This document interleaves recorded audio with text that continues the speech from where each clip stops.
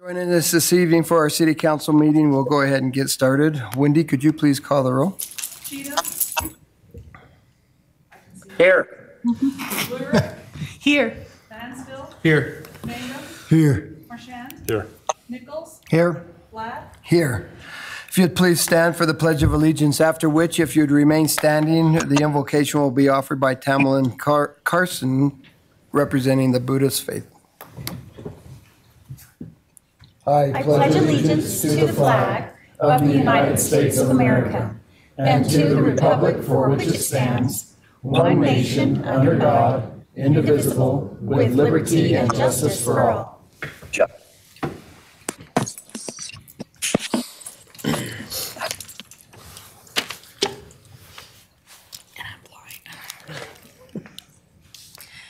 For Advent, in this season of holy longing, with the help of all beings, may I rest in the equanimity of practice. Solstice, as the days become shorter and darkness deepens, may I honor the rhythm of rest and gestation the earth teaches me. Shopping, may I walk mindfully and amid distraction, attraction, neediness, and panic, remembering that peace is every step. Giving a gift in this season of high expectations, may I lovingly offer what is truly needed. Visiting and welcoming in this season of hospitality, may I seek that of God in all encounters. Lighting a candle, I honor the wisdom of my ancestors and teachers. With the help of all beings, I vow to open my heart to illumination. Thank you. I like her dogs as much as I like her.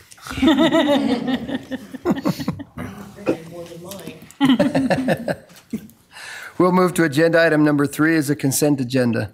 The following business items may be approved by one motion and a vote. If any one member of the council so desires, any matter listed can be moved to a separate agenda item. A, minutes. Council may wish to waive the oral reading of the minutes and approve the minutes from the budget meeting of June 9, 2022. B, material claims. Council may wish to consider material claims for the period of November 13 through November 25, 2022. Councilwoman Lurie. I move that we approve item number 3, the consent agenda, items A and B. Second. We have a motion by Lurie and a second by Mansfield. Wendy, could you please call the roll? Lurie. Yes. Mansfield. Yes. Cheatham. Yes. Mangum. Yes. Marchand. Yes. Nichols. Yes. Thank you. Agenda item 4, proclamations. We have no proclamations tonight, so we'll move to agenda item 5 is a calendar review. Council may wish to take this opportunity to inform other council members of upcoming meetings and events that should be called to their attention.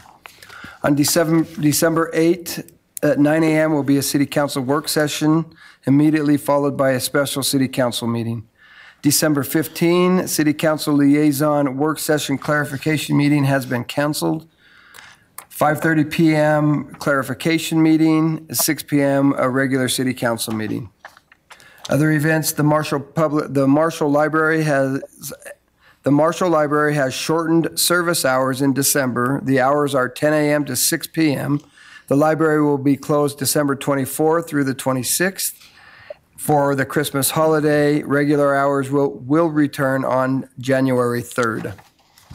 Looking ahead, city offices will be closed December 26th to observe the Christmas holiday and January 2nd to observe the New Year's holiday. Garbage and recycle pickups will be delayed by 1 day. Community Recreation Center will be closed on the following dates for the holidays: December 24 through 26 and December 31 through January 2nd. As a reminder, City Creek Recreation Area gates are closed to motorized access until approximately May 15, 2023. As another reminder, keep the sidewalks clear of snow and ice. When clearing sidewalks and driveways of snow, please do not place the snow in the streets. It becomes a driving hazard. We'll move to agenda item number 6, grant application, League of Idaho Cities. Council may wish to approve submission of a grant application to League of Idaho Cities in the amount of $1,000, and if awarded, authorize acceptance of the grant and authorize the mayor's signature on all pertinent documents related to the grant, subject to legal department review. Grant funds will be used by the Pocatello Mayor's Youth Advisory Council, MIAC, for a fentanyl awareness campaign in cooperation with the police department. Mr. Mayor, Yes. I would move for approval of agenda item 6, a submission of grant application to the League of Idaho Cities, and authorize the acceptance of the grant and your signature on all pertinent documents related to the grant, subject to legal department review. Second. We have a motion by Mansfield and a second by Lurick. Wendy, could you please call the roll? Mansfield, Yes. Lurick, Yes. Cheatham, Yes. Mangum, Yes. Marchand. Yes. Nichols, Yes. Thank you. Agenda item 7, fiscal year 2023 program of projects transit. Council may wish to approve the 2023 operating and capital program of projects for transit's urban and rural service and authorize the mayor and city attorney to pin the grant certifications 5307 and authorize the public transit director to make necessary amendment to the modifications related to the grants as required, subject to legal department review for the following. A, Federal Transit Administration Urban Grant 5307 in the amount of $1,455,534 for fiscal year 2023 with a local share of $926,384. B, Federal Transit Administration Urban Grant 5307 in the amount of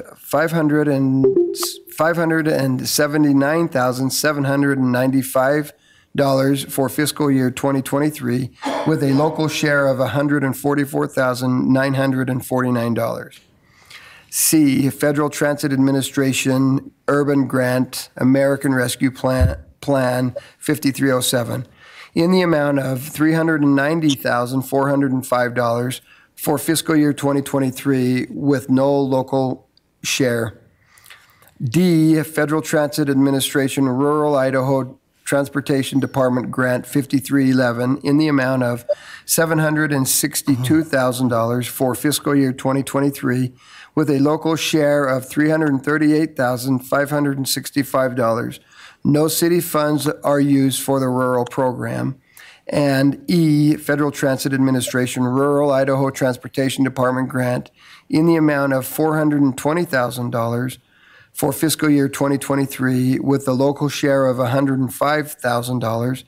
No city funds are used for rural programs. Mr. Mayor, Yes. I would move for approval of agenda item number 7A through E, the 2023 operating and capital program of projects for transit's urban and rural services, authorizing you and the city attorney to pin the grant certifications and authorize the public transit director to make necessary amendment and modifications to the grants as required, subject to legal department review. Second. We have a motion by Mansfield and a second by Mangum. Wendy, could you please call the roll? Mansfield, Yes. Mangum, Yes. Cheatham, Yes. Lurick, Yes. Marchand, Yes. Nichols, Yes. Thank you. Agenda item 8, grant application, Idaho State Historic Preservation Office Certified Local Government Grant. Council may wish to authorize submission of the FY 2023 Certified Local Grant Government Grant application to the Idaho State Historic Preservation Office. This year's application is in the amount of $18,000 with an in-kind match of $18,000 in administration and general support. The purpose of the proposed project for this year includes updating the Pocatello Historic Preservation Plan. If awarded, council may wish to authorize acceptance of the grant and authorize the mayor's signature on all applicable documents subject to legal department review. Mr. Mayor? Yes. I move that we approve agenda item number 8, the grant application to the Idaho State Historic Preservation Office, the certified local government grant as outlined in that agenda item number 8, sorry. And authorize the mayor's signature on all applicable documents subject to legal department review. I'll second that. We have a motion by Lurick and a second by Nichols. Wendy, could you please call the roll? Lurick, Yes. Nichols, Yes. Cheatham, Yes.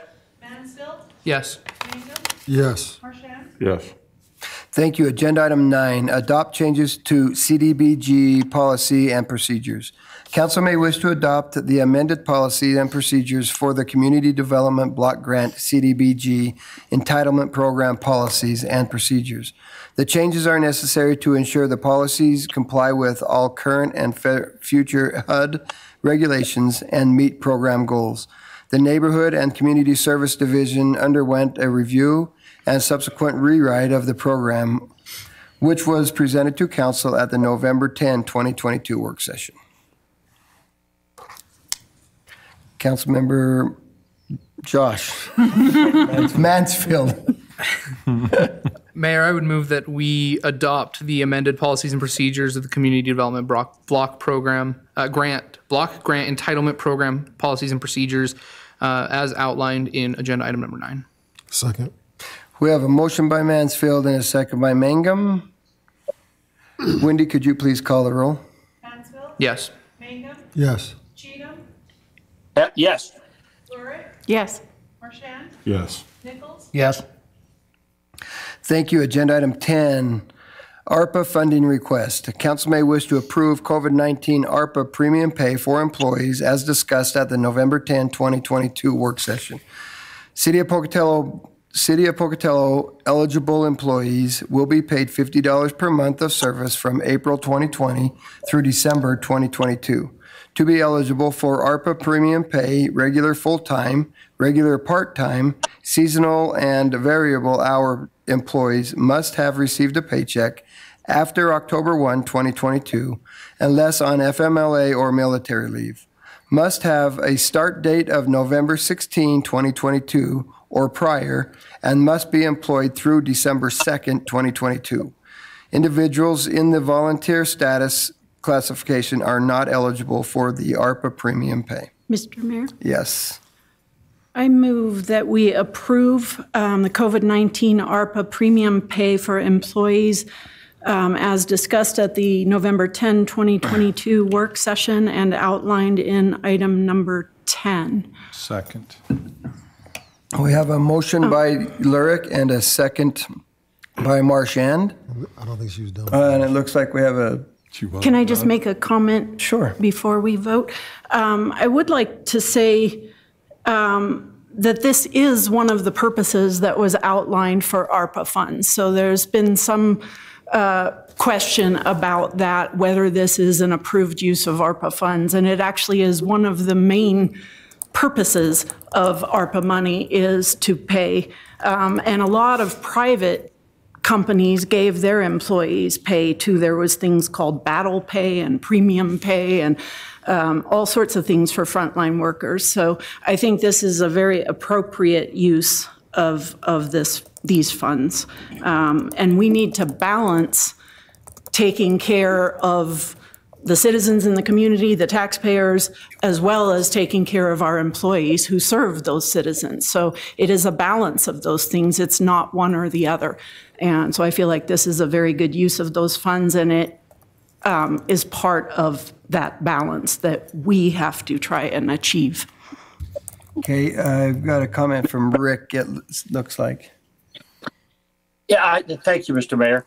You know, I did a little calculation, and based on a 2,080 work hours for a year, what we're really paying our full-time employees for all they went through during COVID is 29 cents an hour. It's a good way to put it. Thank you for your service. Here's your 29 cents. Any other comments? I think he's got something else, or is that, no? I think That it's it, Rick? Delayed? No. Must have been it. Okay, so with that, I see no other comments. Thank you. We have a motion by Lurick and a second by Marchand. Wendy, could you please call the roll? Lurick, Yes. Marchand, Yes. Cheatham, Yes. Mansfield, Yes. Mangum, Yes. Nichols, Yes. Thank you. Agenda 11, an ordinance rezoning by contract property located in the 700 block of Hospital Way from residential low RL to residential commercial professional RCP, subject to conditions set forth in the City Council decision adopted November 17, 2022. Council, how do you wish to have this ordinance read? Mr. Mayor, Yes. I move the ordinance, agenda item number 11, be read only by title and placed on final passage for publication, and that only the ordinance summary sheet be submitted for publication. Second. I've got a motion by Mansfield, and I'm giving it to Mangum. Hey, all right. Second by Mangum. Mayor, Yes. may I have a question of council here? Okay. Since I had abstained on that matter, should I vote on this or recuse myself? So you abstained on the deliberation of the matter, but you're welcome to vote on this if you would like, because this is just a memorialization of what the council as a whole decided. Okay, thank you. Okay. So we have a motion by Mansfield and a second by Mangum. Wendy, could you please call the roll? Mansfield, Yes. Mangum, Yes. Cheatham, Yes. Lurick, Yes. Marchand, Yes. Nichols, Yes, Jared, would you please read the ordinance? Yes, Mayor. An ordinance of the City of Pocatello, a municipal corporation of Idaho, rezoning by contract land located in the 700 block of Hospital Way, Pocatello, Bannock County, Idaho, more particularly described on the attached Exhibit A, from residential low-density RL to residential commercial professional RCP, providing that the official zoning map be amended to incorporate this rezoning, providing for the repeal of all ordinances in conflict herewith, and providing that this ordinance shall be in full force and effect from and after its passage, approval, and publication according to law. I declare that to be the final reading of the ordinance. Shall the ordinance pass? Cheatham, Rick? Cheatham, Yes. Lurick, Yes. Mansfield, Yes. Mangum, Yes. Marchand, Yes. Nichols. yes, Thank you. Agenda item 12, items from the audience. This time has been set aside to hear items from the audience not listed on the agenda. Items which appear somewhere else on the agenda will not be discussed at this time. The council is not allowed to take any official action at this meeting on matters brought forward under this agenda item. Items will either be referred to the appropriate staff or scheduled on a subsequent agenda. You must sign in at the start of the meeting in order to be recognized. As a reminder, there is 3 minutes per speaker and 15 total minutes for this agenda item. We'll go ahead and get started. Heather Disselcombe.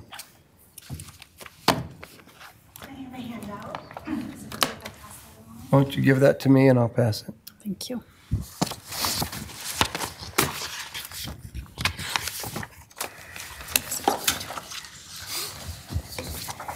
Heather Disselkoon, Mayor and Council. Please allow me to start by making it clear. I value your time and the time of every city employee. I believe that all of us likely have more in common than not, but it is no secret that there is discord within our city. I personally believe that healing needs to take place, and I intend to do what I can to work towards achieving that. Although it's unlikely agreement will be reached on every issue, with effort, I believe communication can be improved, healthy dialogue take place, and cooperation achieved. It will be difficult for this to happen, however, unless trust is restored, and that requires consistent honesty, transparency, and open dialogue. At the last meeting, I was provided with a response to questions we posed about a financial document provided to us in September. I transcribed and studied that response. The response included, there is a tax ask, then there is the spend. That extra was burning the reserves down to where we should be. Sometimes words can inadvertently cause miscommunication. For example, it was pointed out recently the importance of differentiating between reserves and Fund 78 savings. Unfortunately, the differences between the two columns that created the questions do not correspond with the answer provided, as I understand it. The document in question is a summary of department and fund budgeted expenditure totals. The fourth column contains FY23 expenditure numbers and does not represent tax ask numbers, which is a levied revenue source. Many of the column 5 adjusted entries for FY23 identically match the third column, the approved FY22 expenditure totals.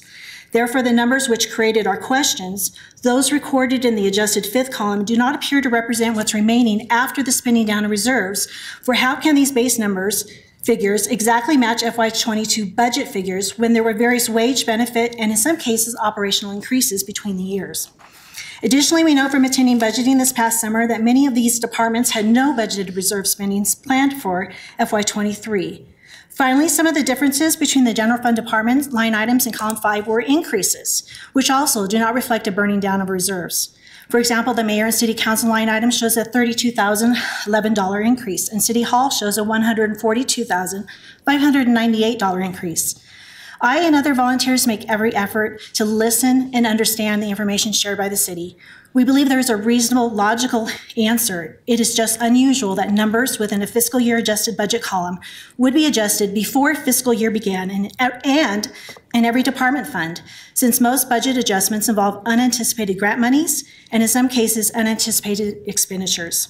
I'm requesting a written response that sheds light on these remaining questions. Perhaps there is some shortfall due to my own misunderstanding, but that can be remedied with discussion, as we sincerely want to understand this document. As an option, if it would save staff time, I'd be happy to meet with anyone to better ensure there is no miscommunication. Thank you. Thank you. Lydia Noble.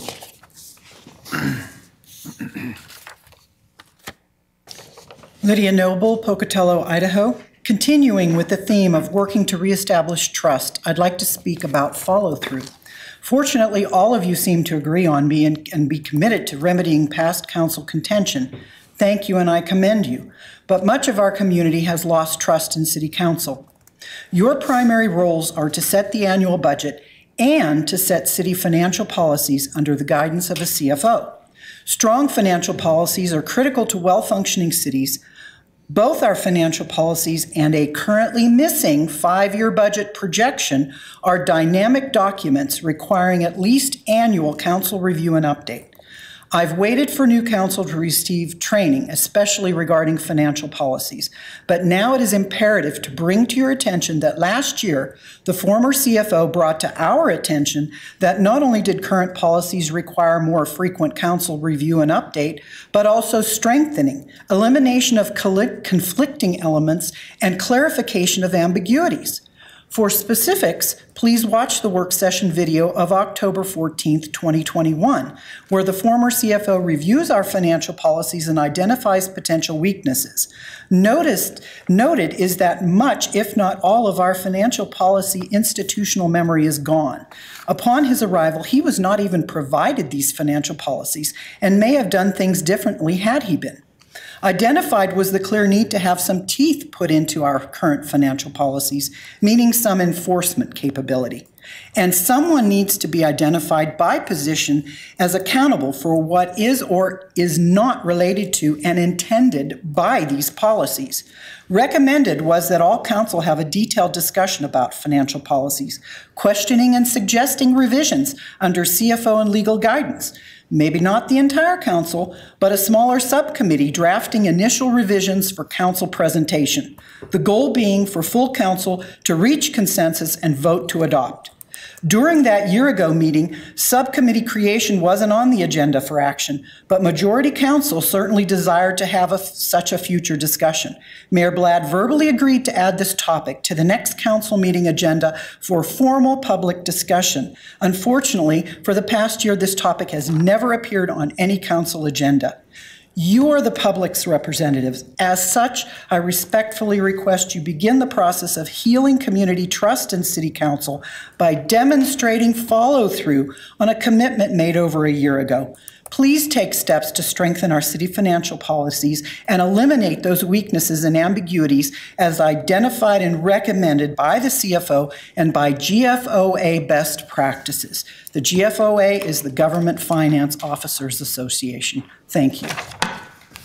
Thank you. Thank you very much, Lydia. Okay, thank you for joining us tonight. I do have one question. Rick, how did this work? Rick, Apparently not that great. Good. can you hear us? Your end keeps cutting out on me. I missed some of the audio and a little bit of the video.